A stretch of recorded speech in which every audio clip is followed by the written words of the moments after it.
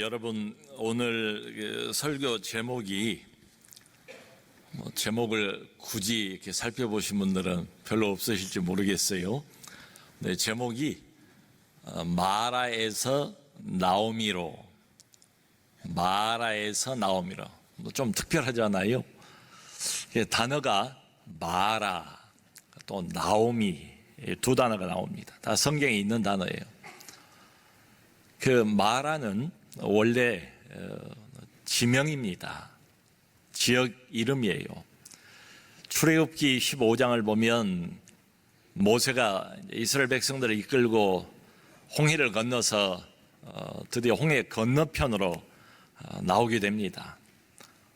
근데 홍해를 건너서 맨 처음 당도한 장소가 광야입니다. 광야, 물이 없어요. 사흘길을 걸었는데 물을 제대로 마시지를 못한 거예요. 그러니까 어린이들도 있고 노약자도 많고 가축도 많은데 사흘 동안 가지고 온 물도 이제 다 떨어지고 물이 없어요. 그러다가 물 있는 곳을 만난 거예요. 그러니까 얼마나 반가웠겠어요. 가서 허겁지겁 물을 마시기 시작하는데 마실 수가 없는 물이 너무 물이 있어요. 웬만하면 사흘 갈증에 시달렸으니까 마셨을 텐데 도저히 마실 수가 없는 물. 그래서 그 지역 이름을 마라 이렇게 지었습니다. 마라라는 뜻은 쓰다 이런 뜻. 쓰다. 이건 뭘 의미하는가 하면 우리의 고통을 말합니다. 우리의 괴로움. 그걸 상징해 주는 단어가 마라예요. 그런데 나오미는 히브리어로 기쁨, 희락, 감미로움 이런 뜻이에요. 마라, 쓰다, 나오미, 감미롭다 완전히 반대지요. 이런 의미가 있습니다. 고통이 기쁨으로 바뀌었다는 이런 이야기죠. 오늘 본문의 주인공 이름이 바로 나오미입니다. 나오미. 이 나오미가 지금 자기의 고향 땅 유대 베들레헴입니다. 그 베들레헴을 한 10년 전에 떠나서 모압 지방에 살다가 다시 돌아가는 길이에요. 돌아가는데 나오미가 온다는 소식을 듣고 10년 만에 나오미가 다시 고향으로 돌아온다는 소식을 듣고 성읍 사람들이 대단히 흥분했어요. 이게 아마 떠나기 전에 그 지역의 유지였던지 상당히 잘 알려진 이런 집안이었던 것 같아요. 지금 돌아온 사람이 10년 전에 여기 베들레헴을 떠나 모압으로 갔던 바로 그 나오미냐라고 사람들이 물었다는 거예요. 서로 소동이 벌어졌다는 거예요. 자, 이야기를 듣고 나오미가 뭐라고 말하는가 하면 이 앞에 나온 이야기입니다. 나를 앞으로는 더 이상 나오미라고 부르지 마라. 대신 마라라고 나를 불러다오. 내 이름이 이제는 나오미가 아니다. 기쁨, 희락 이게 아니고 내 이름은 앞으로 마라다. 지금 이때가 사사시대예요. 사사시대가 어떤 시대인가를 우리가 대강 알지요. 영적으로 매우 어두웠던 시대. 모든 백성들이 다 타락할 대로 타락한 이런 시대. 그러므로 자기 속인에 오른 대로 마치 하나님 없는 사람들인 것처럼 이렇게 살았던 시대가 사사시대잖아요. 그래서 이 시대 전체에 하나님께서 징벌을 내리세요.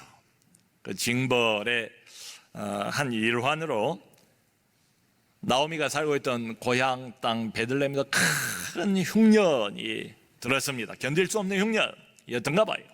그래서 이 가장인 남편 엘리멜렉이라는 사람인데요. 남편 이름도 나오고 두 아들 이름도 나와요. 남편의 엘리멜렉, 큰아들은 말론, 두 번째 아들은 기럧.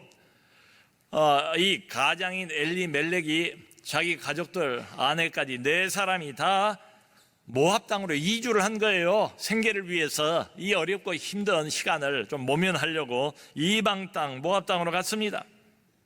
그런데 웬 그래요? 가서 남편이 먼저 죽습니다. 소천을 해요. 타양 땅에서 남편을 잃고 짐작해 볼 수 있지요. 그 사람들이 볼 때 이방 여자 아닙니까?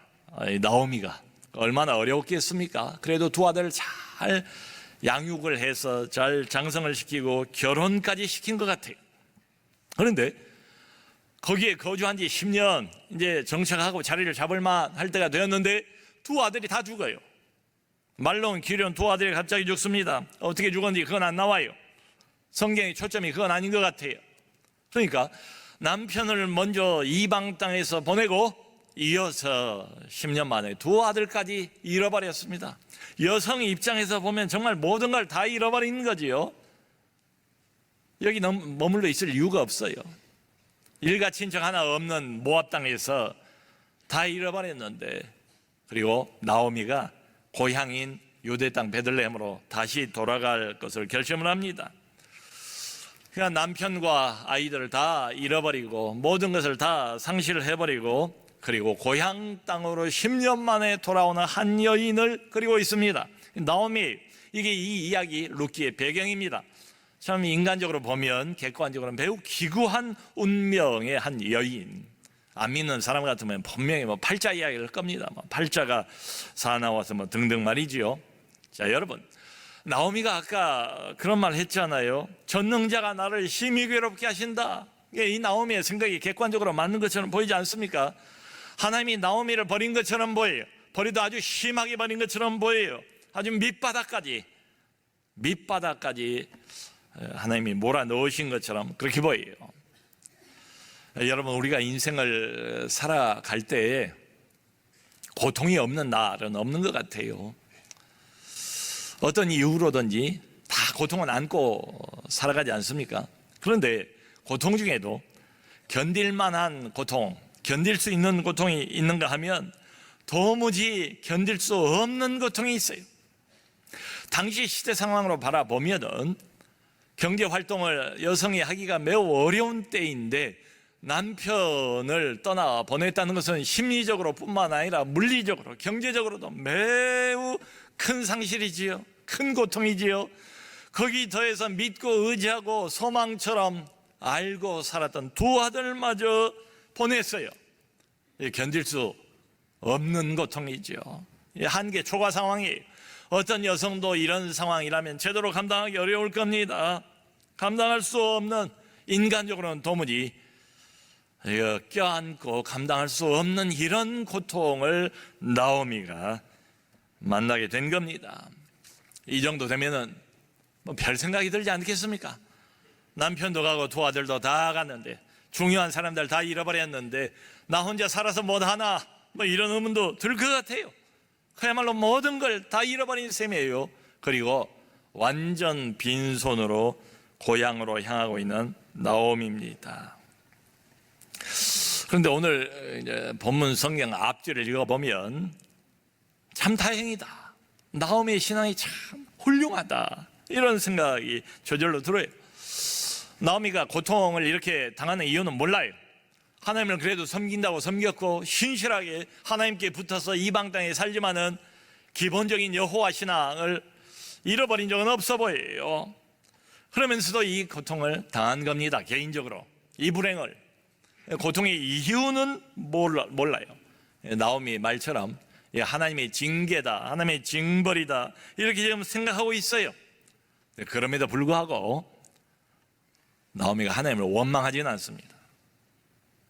입을 열어서 하나님께 직접 불평하거나 하나님이 왜 이러십니까?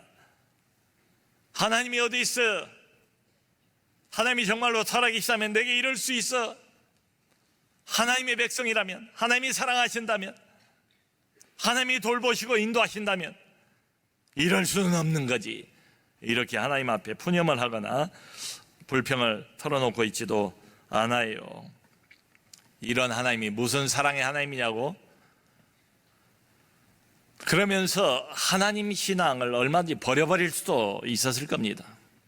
또 모압 땅에서 산 지가 10년이잖아요.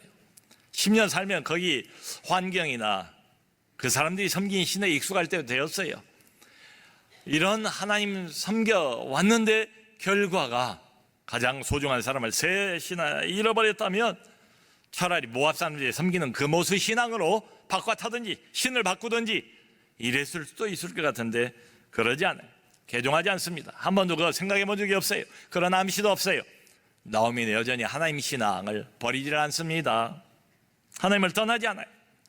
매우 견디기 힘들지만 주어진 이 현실을 받아들입니다. 그리고 초인적인 인내로, 초인적인 믿음으로 이 상황을 견디고 있는 나오미를 성경은 그려주고 있습니다. 한 사람을 붙여주세요. 그 한 사람을 통해서 나오미, 가련한 한 여인의 인생의 반전이 시작이 됩니다. 그게 누구냐 하면 바로 룻입니다. 이 룻기의 또 다른 여주인공인 유명한 여자 룻이라는 여자, 모압 여자예요. 유대인이 아니에요. 며느리가 둘이 있는데 이 룻이 큰아들의 아내예요. 그러니까 큰 며느리입니다. 큰아들 말론의 아내가 룻이고 둘째 아들 기럐의 아내가 오르바예요. 그 이름까지 다 나와 있어요. 근데 큰 며느리, 근데 자식을 갖기 전에 남편을 역시 룻도 떠나보냈어요. 지금 과부에 여기 1장까지만 보면 나오미 그리고 룻 그리고 오르바 세 과부의 이야기입니다. 남겨진 세 여인들의 이야기예요. 여러분, 룻이 알았겠죠. 유대인들이고 여호와 신앙을 가지고 있는 집안이라는 것. 그러면서 처음에 이 집안으로 시집을 왔을 때 이런 일이 일어날 것을 예상을 했겠습니까? 내다봤겠습니까? 다른 나라에서 왔지만 그래도 번듯해 보이고 그리고 잘 갖추고 있는 것처럼 여러 가지 면에서 좀 잘 갖춘 것처럼 보여서 시집을 왔겠지요. 근데 얼마 있다가 시아버님 먼저 보내고 결혼한 지 얼마 안 되어서 자식도 하나도 없이 남편까지 자기 곁을 떠나버렸습니다. 근데 오늘 성경을 보면, 전후좌우를 보면 참 다행이다 싶은 것은 남겨진 이 세 여인, 이 시어머니와 두 며느리의 사이가 참 돈독해요. 그러니까 겉으로 돈독하고 이런 게 아니고 진심으로 며느리와 시어머니, 시어머니와 며느리가 진심으로 서로 아끼고 사랑해주는 이런 사이인 것을 금방 알 수가 있어요. 나오미가 모든 걸 다 잃어버리고 이제는 고향으로 돌아가야 되겠다라고 모압 땅을 떠날 때에 이 두 며느리가 기꺼이 시어머니를 따라가겠노라고 하면서 같이 따라 나섰다는 거예요. 여러분, 이게 정말 쉬운 일이 아니지요. 나오미야 자기가 살던 고향으로 돌아가는 거지만 두 여인은 한 번도 가본 적이 없는 낯선 나라예요. 낯선 문화예요. 낯선 사람들이 살고 있는 그곳이에요. 또 그리고 전혀 알지 못했던 여호와 신앙을 가지고 있는 그 미지의 세계로 떠나야 되는 겁니다. 결국 쉬운 일이 아니에요. 그 중에서 또 큰 일이 이 두 여인들이 아직 젊은데 유대 땅으로 가도 미래가 보장이 안 돼요. 유대 백성들에게 하나님이 율법으로 금지해 놓은 게 있지 않습니까? 이방 여인들하고는 혼인 못하게 아예 율법으로 금지가 되어 있어요. 근데 이 룻, 오르바 두 여인은 아직 젊어요. 얼마든지 제가할 수 있습니다. 새 출발할 수 있습니다. 내가 어쩌다가 이 집안에 이렇게 와서 시아버님 돌아가시고 남편까지 잃었지만은 이것은 악연 정도로 여기고 그냥 여기서 접자. 여기서 지난 과거를 접어버리고 새 출발하자 할 수도 있는데 그러지 않은 겁니다. 이게 얼마나 이 시어머니와 며느리들 사이가 끈끈한가를 짐작해 볼 수가 있지요. 그러니까 시어머니를 따라서 무작정 미래가 불안정하고 불투명한 거기를 향해서 새 여인이 가는 겁니다. 근데 가다가 시어머니인 나오미가 마음을 바꿔요. 자기도 정말 감당할 수 없는 큰 슬픔을 겪고 있지만은 근데 같은 여자 입장에서 자기를 따라 나선 이 두 며느리들을 보니까 마음이 얼마나 안 됐습니까? 참 안쓰러운 마음도 들고 안타까운 마음도 들고 이 두 며느리에 대한 장래 걱정도 되고 말이죠. 그래서 나오미가 함께 가다가 중간에 이 두 며느리에게 이렇게 말합니다. 돌아가라, 내 딸들아 돌아가라. 마음을 담아서 간절히 진심으로 3번이나 돌아가라, 돌아가라, 돌아가라. 룻에게는 한 번 더 말해요. 돌아가라. 그리고 재혼까지 하라고 권면을 해요. 시어머니가 새 남편을 만나서 과거의 아픔 다 잊어버리고 행복한 가정을 이루라. 그리고 여호와의 이름으로 하나님이 축복까지 빌어줘요. 이 간곡한 시어머니의 권유를 받고 둘째 며느리 오르바는 시어머니 나오미에게 입을 맞추고 돌아갔대요. 자기들 부족에게로 그 땅으로 다시 돌아갔어요. 그 신에게로 다시 돌아갔어요. 15절을 보니까 나오미가 루스에게 말합니다. 너도 너의 동서를 따라 돌아가라. 왜 아직 안 돌아가고 있니? 너의 동서는 벌써 갔잖아. 나 따라와 봐야 도무지 너의 미래를 내가 보장해 줄 수가 없다. 그러므로 너도 이참에 동서를 따라 돌아가라. 한 번 더 권면을 합니다. 근데 여기 14절을 보면 룻이 그 말을 듣고 시어머니 나오미를 붙쫓았더라 이렇게 돼 있어요. 요즘 잘 안 쓰는 말입니다. 붙쫓았다. 이게 히브리어로 다바크인데요. 이 다바크란 말의 뜻이 뭔가 하면 붙들고 놓지 않는다 이런 뜻이에요. 바짝 달라붙어서 행여 놓칠세라 따라가는 것을 다바크, 붙쫓았더라 이렇게 표현을 합니다. 그러면서 나오미에게 이방 여인인 이 룻이 기가 막힌 고백을 해요. 여기 16절을 보니까 룻이 이르되 내게 어머니를 떠나며 어머니를 따르지 말고 돌아가라. 강권하지 마옵소서. 어머니께서 가시는 곳에 나도 가고 어머니께서 머무시는 곳에서 나도 머물겠나이다. 어머니의 백성이 나의 백성이 되고 어머니의 하나님이 나의 하나님이 되시리니 어머님께서 죽으시는 곳에서 나도 죽어 거기 묻힐 것이라. 이런 말을 해요. 여러분 참 대단한 고백 아닙니까? 이게 진심에서 우러나오는 진심의 고백인 거예요. 어머님이 가시는 곳을 나도 가고 어머님이 머무는 곳에서 나도 머물고. 제가 생각해 보니까 이게 아하 그렇구나. 이게 거주지를 말하는 것 아닙니까? 이게 거주의 동일시예요. 거주의 동일시. 그 다음에 어머니의 백성이 나의 백성이 되고, 이건 종족의 동일시.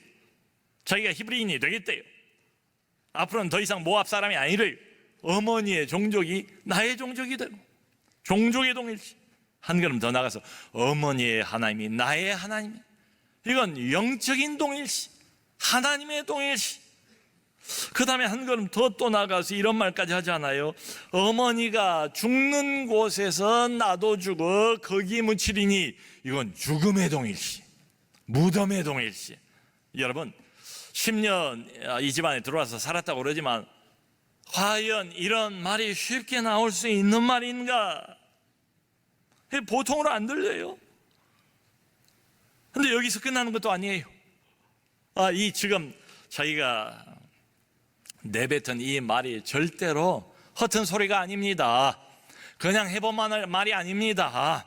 나의 진심입니다 라는 걸 확증하기 위해서 마치 도장을 찍는 것처럼 룻이 이 말을 뒤에 붙입니다. 만일에 내가 죽는 일 외에 어머니를 떠나면 여호와께서 내 위에 벌을 내리고 또 내리시기를 원하나이다. 여러분 생각해 보세요. 이방 땅, 이방 문화, 이방 신을 섬기면서 자랐던 여자입니다, 이 룻이. 그런데 지금 내가 했던 이 말 다 진심입니다. 내가 죽는 일 외에 어머니를 떠난다면 히브리의 하나님이 여호와께서 내 위에 벌을 내리고 또 내리시기를 원하나이다. 이건 히브리식 맹세입니다. 히브리 사람들의 전형적인 맹세예요. 여호와의 이름을 함부로 일컫지 말라, 망령도 일컫지 말라 이렇게 명령을 하시잖아요. 여호와라는 이 이름은 아주 특별한 이름이에요. 이방 사람들도 다 자기들 신이 있잖아요. 그건 그냥 신이에요. 자기들도 그 신을 하나님이라고 불러요. 근데 모세가 물어봤잖아요. 하나님의 그 독특한 이름이 뭡니까? 우리만을 돌보시고 우리를 안내하시고 인도하신다는 하나님의 이름이 뭡니까? 고유 명칭이 뭡니까? 물어봤더니 가르쳐준 이름이 여호와다. 그러니까 이 이름은 보통 이름이 아니고 아무나 여호와라는 명칭을 사용할 수 있는 것도 아니에요. 그러니까 지금 룻이 여호와의 명칭까지를 들먹이면서 맹세를 하는 걸 보면 이 사람은 이미 하나님의 선택한 백성이다. 이미 하나님의 언약 공동체 안에 들어와 있는 멤버 중에 하나 아닌가? 이 장면을 보면서 어떤 주석가가 이렇게 말했어요. 정말 일리가 있어요. 동의해요. 룻의 이 결정은 단순한 효서 아니다. 룻의 이 결정은 단순한 시어머니에 대한 동정, 애정 아니다. 룻의 이 결정은 단순한 효성이나 애정을 훌쩍 뛰어넘는 자기 희생이요 위대한 신앙적인 결단이다. 아멘, 아멘이죠. 사랑하는 성도 여러분, 우리 인생에는 참 우리가 살아봐서 알지만 변수가 많아요. 변수가 많아요. 미리 예상할 수가 없어요. 미리 예상할 수가 없어요. 그러니까 도와야 할 사람, 나를 도와야 할 사람이 돕지 않는 경우도 많아요. 나의 힘이 되어 주어야 마땅한 사람인데도 결코 힘이 되지 못하는 이런 경우도 얼마나 많습니다. 그러니까 사람만 바라보고 사람만 의지한다면 반드시 실망하게 된다. 실망할 수밖에 없다. 그 중에 자식도 있다. 자식도 있다. 그러지 않기를 바라지만 자식도 있다. 여러분, 예수 믿는 사람이고 하나님의 백성이라면 우리 인생의 궁극적인 소망이 자식에게 있다고 생각하면 곤란해요. 우리의 노년이 자식에게 달렸다고 생각하면 곤란해요. 자식이 용돈도 주고 자식이 뭐 생활비도 보태주고 할지 몰라도 자식이 먹여 살리는 것이 아니라 내 인생의 진짜 주권자 되시고 주인 되시는 하나님이 자식을 통해서 먹여 살리는 것이다. 이렇게 봐야 맞지요. 어버이 주일마다 늘 우리가 5계명을 보지 않습니까? 1계명부터 4계명까지는 하나님에 관한 계명이고 5계명부터 10계명까지는 사람에 관한 계명이고 그 5계명 중에 첫 계명이 내 부모를 공경하라. 이는 약속 있는 첫 계명이니 약속 있는 첫 계명이래요.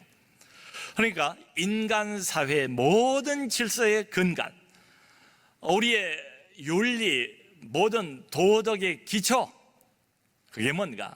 인간 관계의 가장 기본 중의 기본이 부모에게 순종하고 부모님을 공경하는 거래요.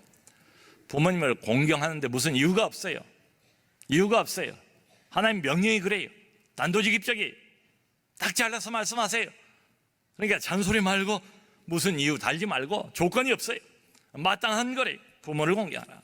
그러므로 더군다나 하나님을 섬기는 하나님의 자녀들 같으면 우리 육신의 부모님을 최선을 다해서 섬기고 극진히 봉양하는 게 이게 맞습니다.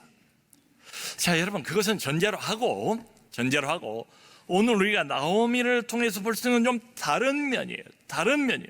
지금 나오미의 처지는 말씀드렸지 않습니까? 모든 것을 다 상실해버린 이런 처지예요. 모든 희망, 정말 희망 1도 안 남았어요. 다 사라져버렸어요. 나오미가 모압 땅으로 갈 때 남편이 먼저 죽고 두 아들마저 먼저 갈 것을 예상을 했겠습니까? 또 반대로 나오미가 고향 땅으로 빈손 들고 텅 빈 마음으로 돌아올 때에 이방 며느리 둘 중에서 한 며느리 룻만 자기를 쫓아갈 걸 예상을 했겠습니까? 그 며느리인 룻이 이렇게 극진히 자기를 섬길 것을 예상을 했겠습니까?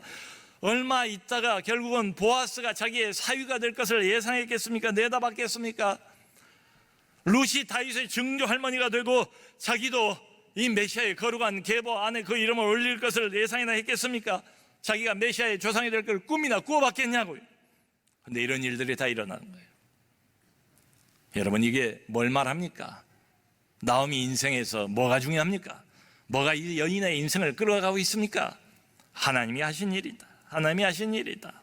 하나님의 자비가 하신 일이다. 하나님의 긍휼이 하신 일이다. 하나님의 은혜가 하신 일이다. 그리고 그 하나님은 동일하게 우리 안에서도, 우리 인생 안에서도 일하고 계시다. 그러므로 지금 내 인생의 마라, 내 인생의 단면 쓰고 고통, 괴롭다, 더 이상 내 이름을 나오미라 부르지 말라, 이럴 때가 없잖아 있지요. 그럼에도 불구하고 하나님 때문에 이런 거예요. 하나님 때문에 내 인생이 내 뜻대로 되지 않는다고 낙심할 것 아니고, 내 노년이 내가 원하는 대로 흘러가지 않는다고 한숨 쉴 것 아니다. 아직 끝이 아니다. 나오미를 보면 하나님이 살아계시면 아직 반전이 남아있다. 얼마인지 회복이 가능하다. 아멘, 아멘, 아멘. 그리고 절대로 내 노년이 자식들 손에 달려있다고 생각하지 말아야 됩니다. 이사야서 46장 3절 4절을 보면 이렇게 말씀하세요. 하나님께서 야곱의 집이여 이스라엘 집에 남은 모든 자여 내게 들을지어다. 배에서 태어남으로부터 내게 안겼고 태에서 남으로부터 내게 업힌 너희여 너희가 노년에 이르기까지 내가 그리하겠고 백발이 되기까지 내가 너희를 품을 것이라. 내가 지었은즉 내가 업을 것이요 내가 품고 구하여 내리라. 엄마 배에서 나올 때부터 내 등에 업힌 너희여, 노년이 되었어도 머리가 하얗게 서리를 내린 백발이 되었어도 내가 너희를 품을 것이라, 업을 것이라, 구하여 내리라. 여러분, 이분이 우리 인생의 주인이십니다.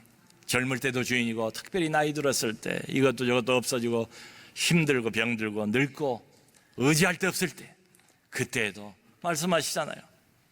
백발의 때에도 내가 여전히 품고 업고 구하여 내리라. 내 인생의 주관 되신 분은 오직 하나님 한 분밖에 없습니다. 이분을 바라보고 이분만 의지하고 이분 손 붙잡고 믿음으로 가시는 우리 모두가 될 수 있기를 주님의 이름으로 축원합니다.